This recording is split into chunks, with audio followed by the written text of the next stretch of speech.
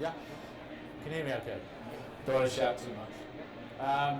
Thanks very much to SoccerX and the community of football, and most importantly Manchester. I spent a lot of time in Manchester, so it's nice to be back.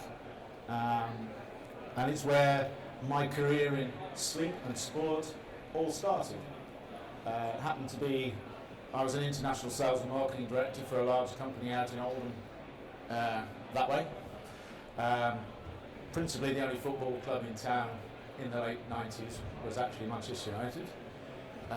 That's when I first contacted them to find out about what they did in the world of recovery and sleep.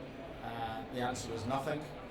And from that particular point, whilst I started engaging with the club and Alex Ferguson and the class of 92, no social media, no phones in those days, so a different environment, we started to develop some recovery techniques. A completely different world, no sports science, no nothing. And I probably think if it wasn't for that particular manager, I probably wouldn't have had a response to my letter. I don't think anybody else would have even responded. And during the time I was there, we introduced the very first recovery room, late 90s. Actually cleared a little area out at the training ground and put some recovery products in. And me and the physio Rob Swire at the time was encouraging those players to actually sleep in between training sessions. Something that happens quite a lot in the modern world now, but in those days, unbelievable. Euro 2004 with the national squad, we completely took over a hotel in Lisbon, and anybody who was involved with that particular process, trees were getting built to block out this. We picked the right rooms. I transported products over to the hotel. And that was one of the very first times we started to look at recovery. But again, difficult times. What moved on to then to another area was in around 2009, I got involved with British Cycling. And this was a key moment because they had been tasked with the strategy of putting cycling on the map, but also to get the rest of the population riding bikes around and hiring them from Boris. So along that route, the aggregation of marginal gains meant they couldn't ignore sleep. They wanted something that was non-intrusive but impactful. So I happened to be the person who was wandering around doing the sleep coaching stuff.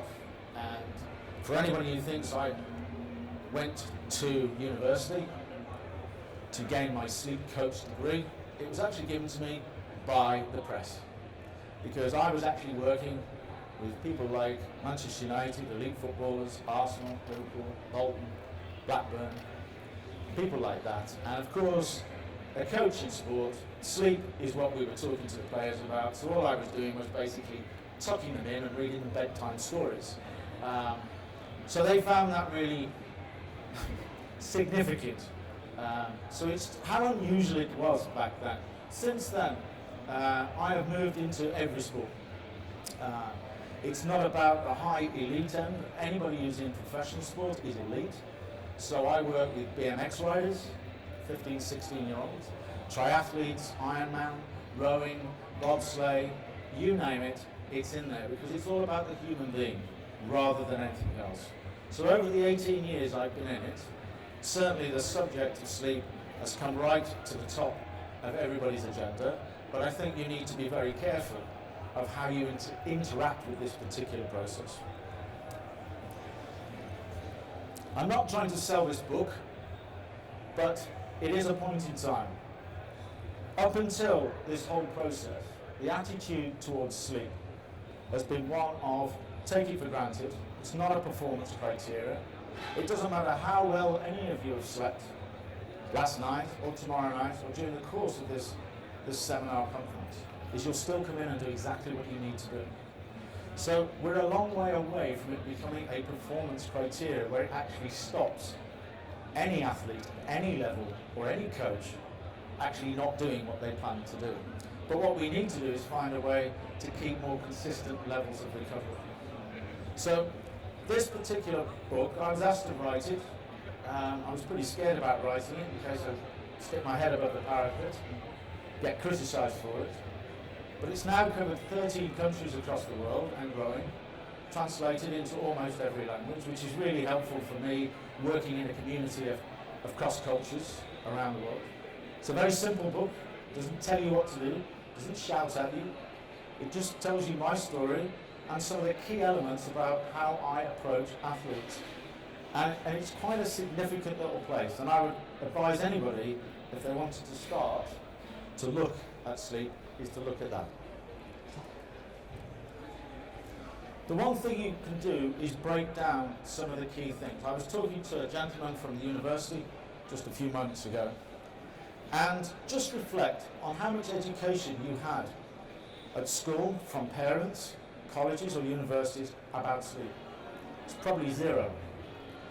When you're at that level, the dramatic shift from going from there to wiring me up with wearables and tech and devices by my bed and everything else can be as significant. Because what are you going to do with that data if you've got zero education? What are you going to do? You're going to say, oh, 7.25 hours of sleep, 3 awakenings, 25% in deep sleep, 3% in REM. I'm still going to work. I'm still going to work.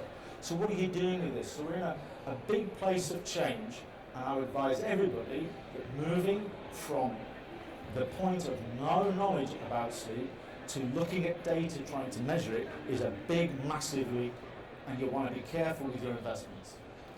So the key areas here, which I point out, is it's very, very simple when you're communicating with any athletes. Not all of them go to university. Not all of them know sleep related to sleep for taken for granted. So to engage them, you need something simple. And the simple process is, in a 24/7 world, these are the 7 key sleep recovery factors. You touch a point in each of these little areas, they will aggregate up and have quite a significant redefining approach on how somebody approaches their recovery. Circadian rhythms is just sun up and sundown.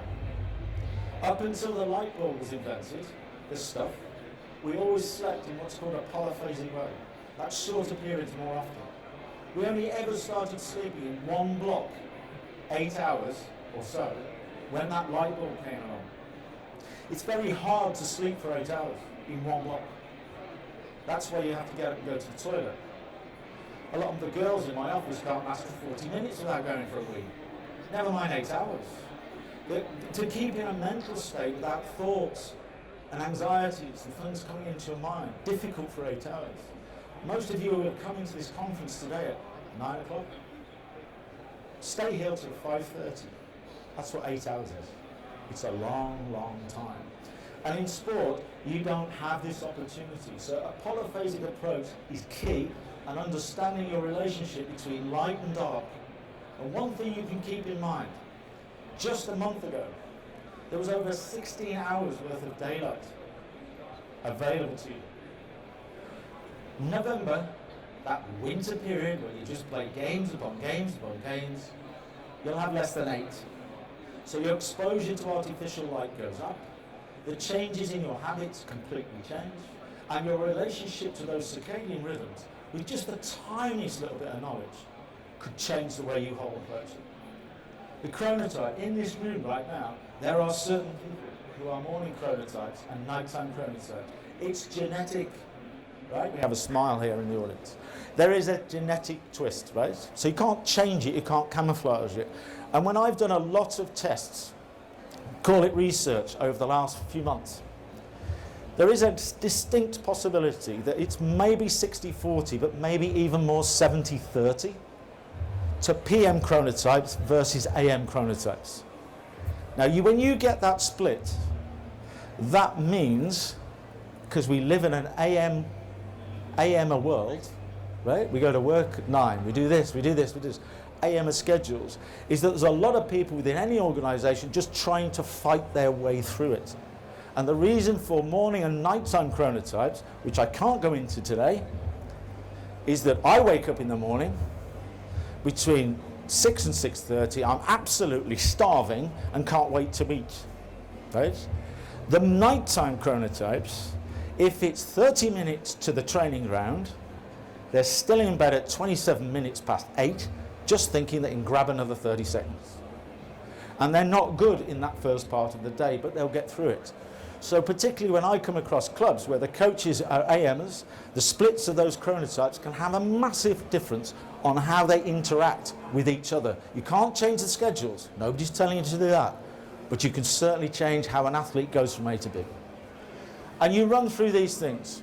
So if you think, one of the first things I did talking to a bunch of players is I knew that 90 minutes was a period of time in a clinical environment where you measure sleep. And then you look at another 90 minutes.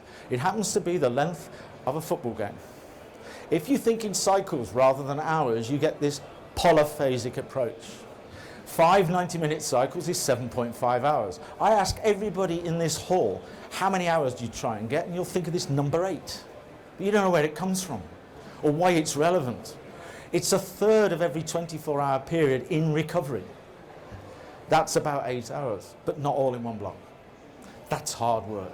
And when you look at the schedules that you're now adopting in the world of football, they are non-human. Some of them are non-human.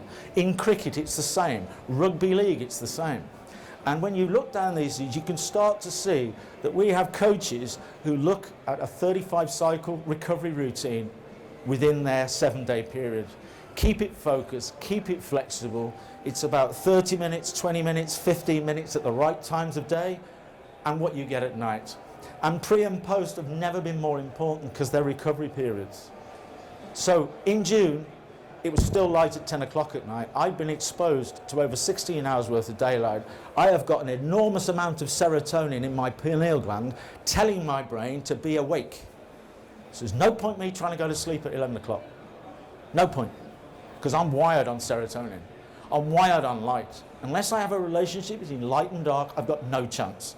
So when you factor that into your schedules, light and dark makes a massive effect. And it's natural, which is fantastic. Some of the things, yes, there are some significant performance factors. More sustainable levels of recovery is key. Maybe injury times, stamina, cardiovascular performance, alertness and awareness when you're just doing things at the right time, how quickly, anger management, just losing it at the wrong time can mean a difference.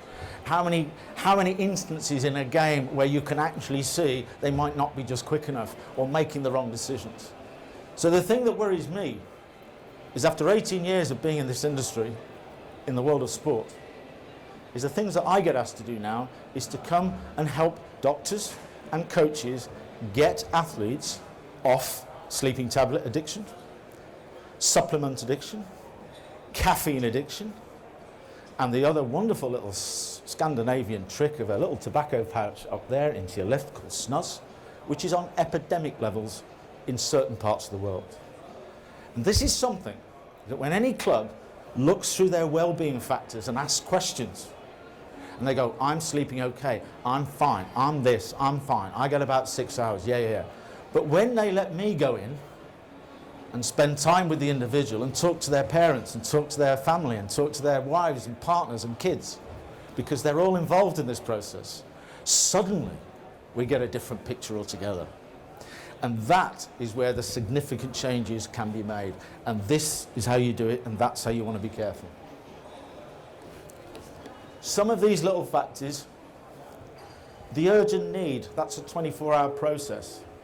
That's the circadian process. And what happens on that little graph is when you wake up in the morning, you're not getting more awake. You are on like a ski slope going back to sleep. So every hour, you're going further up that hill. You're getting closer and closer to that point. You have a clash and urge and need between 1 and 3. The graveyard slot in business, where you can literally lose it even when you're sat in this room listening to me. Thankfully, I am speaking at 11:30 and not normally 1 o'clock in the afternoon, when half the players will fall asleep while I'm talking to them, because they're in the wrong place. You can fall asleep behind a wheel of a car.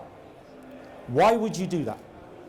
It's because in the right place, with the same visualization, with the same sounds, it's just cars and lorries, cars and lorries, cars and lorries, same sounds. No horses come running around. Cows don't come on the motorway. It's cars and lorries, brain goes, bang, puts you into sleep. Whoa, what was that? So remember the power of this. You get it wrong and you're continually fighting with it. Sleeping on something, right? Best thing. Fetal position. Bang. Opposite side to your dominant side. Mentally, I can protect myself, okay, with my strongest side. Fetal like that, perfectly balanced, beautiful postural line. So I'm physically there like that for 90-minute cycles, then another one, cracked it, right? Not sleeping on my front and shoving the pillow away. On my back and shoving my head up, blocking the airways off and I can't breathe. Partners, heat, temperature, all gets in the way. Beautiful. That's the way you should sleep. Critical. Most people just wander out there and get some go faster, multi-springed, viscoelastic memory foam thing that's supposed to change your life and give you a perfect night's sleep. Now, Team Sky, Tour de France, 10 centimetres of foam. On the floor, 3 weeks, every hotel. Rio, British cycling, 10 centimetres of foam. Winter Olympics, next year, 10 centimetres of foam. 2020, Tokyo, 10 centimetres of foam, right? So some of these little areas and the polyphasic approach can have a massive effect. So I've tried to touch on some of the little things that you can investigate not only in your own lives. And the way we normally do it is I will engage all the coaches, and in certain clubs I literally go chairman down. Because if all the other people in the club are not part of this process, then you don't get it out on the pitch. No point telling players to do this when nobody else is doing that.